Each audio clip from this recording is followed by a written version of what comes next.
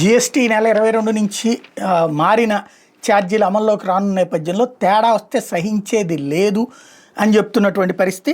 GST తగ్గింపు ప్రయోజనం ప్రజలకు పక్కాగా అందించే దిశగా కేంద్రం చర్యలు చేపట్టింది. పాత స్టాక్ మీద ముద్రించున్న గరిష్ట చిల్లర ధర ఎంఆర్పీని మార్చుకునేందుకు కంపెనీలకు వెసులుబాటు కల్పిస్తూ తాజాగా మార్గదర్శకాలు జారీ చేసింది. సాధారణ కంపెనీలు ఏమైనా వస్తువులను ఉత్పత్తి చేసి మార్కెట్లో విడుదల చేశాక వాటి మీద ఉన్న ఎంఆర్పీని మార్చేందుకు అవకాశం ఉండదు.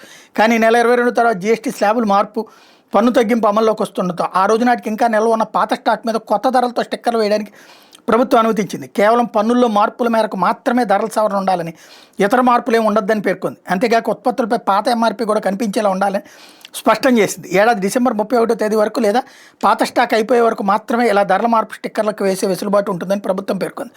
ప్రజల ప్రయోజనాలను పరీక్షించేందుకు జీఎస్టీ పన్ను తగ్గింపు అమల్లో పారదర్శకత కోసం ప్రభుత్వం ఈ నిర్ణయం తీసుకుందని కేంద్ర మంత్రి ప్రహ్లాద్ జోషి చెప్పుకొచ్చారు.